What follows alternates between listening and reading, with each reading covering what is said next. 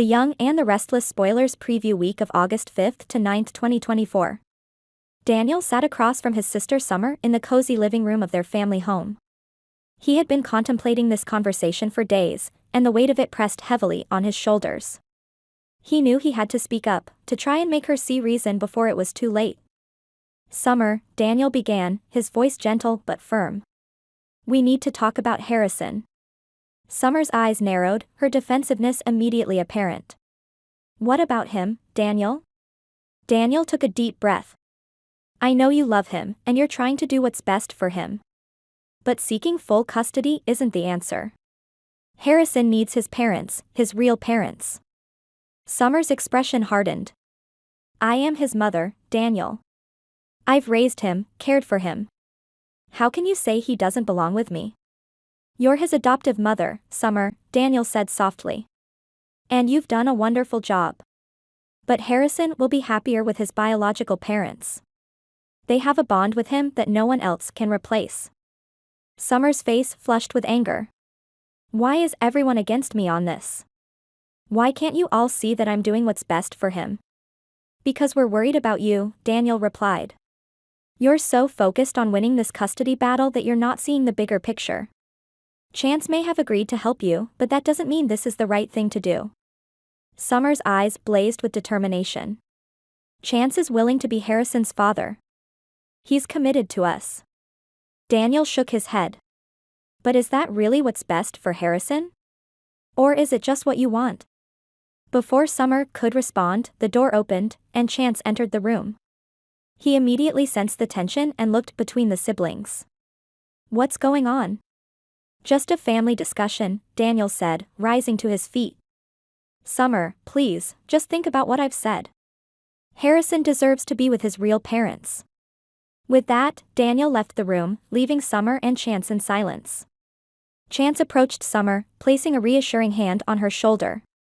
"Are you okay?" Summer nodded, though her mind was racing. "Daniel doesn't understand." "No one does." Chance squeezed her shoulder gently.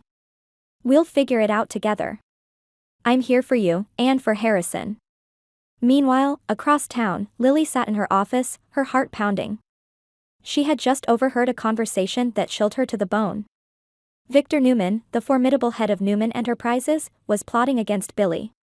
The details were still murky, but the intent was clear: Victor wanted to ruin him. Lily's mind raced as she considered her options. She had to warn Billy, but she knew he wouldn't stand a chance against Victor on his own. The only person who might be able to stop this was Jill, Billy's mother and a force to be reckoned with in her own right. Lily quickly composed an email, her fingers flying over the keyboard. "Jill. I just heard something that you need to know about immediately. Victor is planning something against Billy. I don't have all the details, but it's serious. Please, get in touch with me as soon as you can. We need to stop this.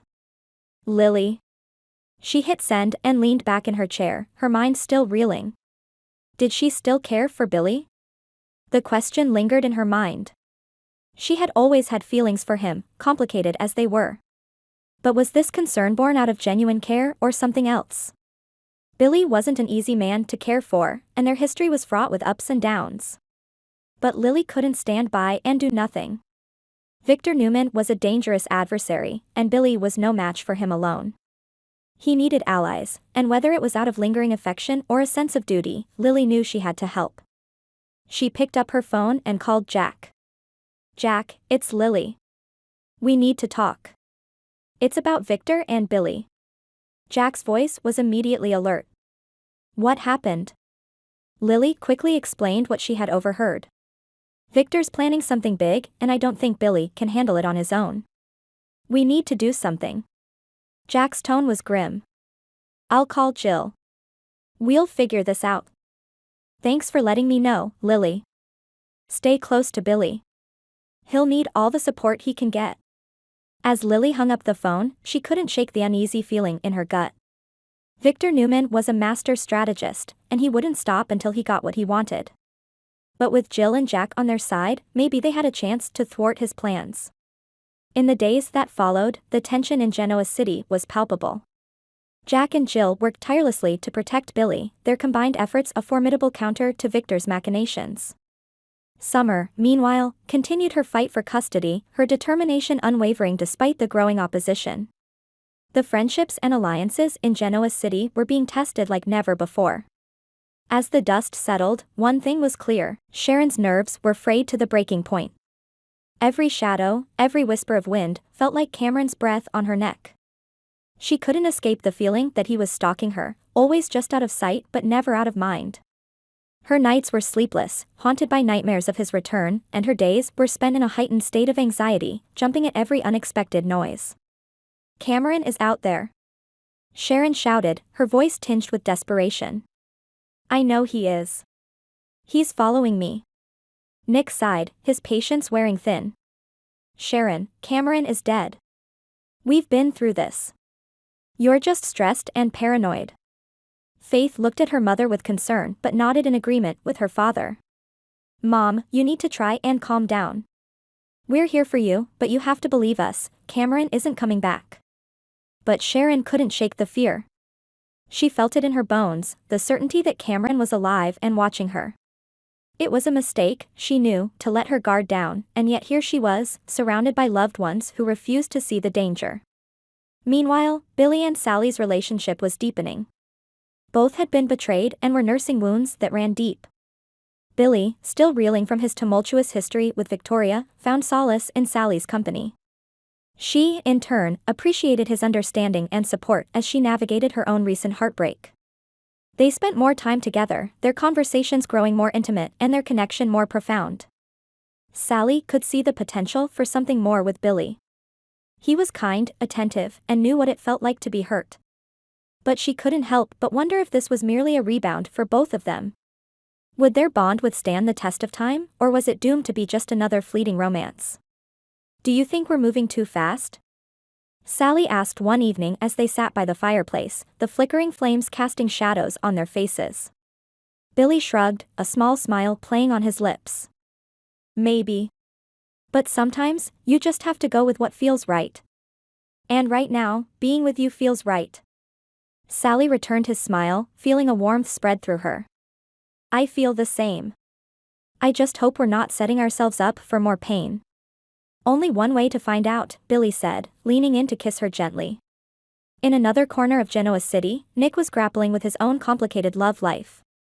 His relationship with Phyllis had always been a roller coaster, but recent events had made him realize where his priorities lay. Sharon needed him, truly needed him, in a way Phyllis never could. "Phyllis, I need to take a step back," Nick said, trying to keep his tone calm and reasonable. "Sharon is going through something, and I have to be there for her and for Faith." Phyllis's eyes flashed with anger. "You can't be serious, Nick.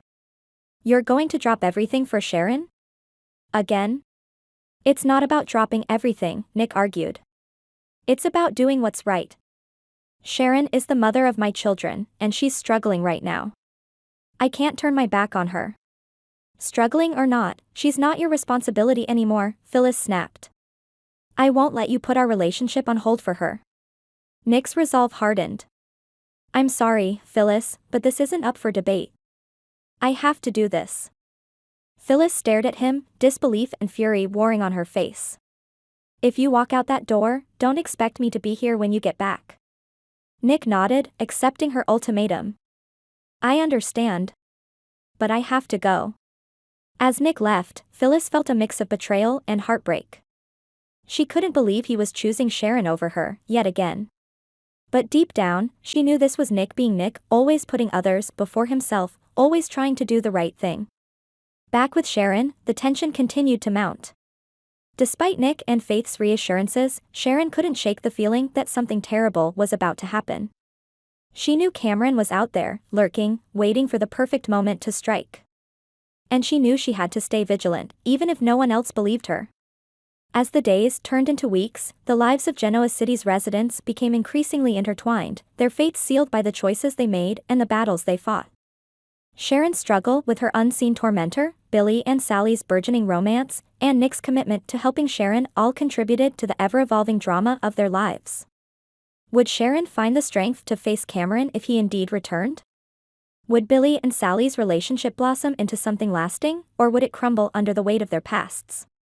And would Nick's decision to support Sharon cost him his relationship with Phyllis, or would it ultimately bring clarity and purpose to his life?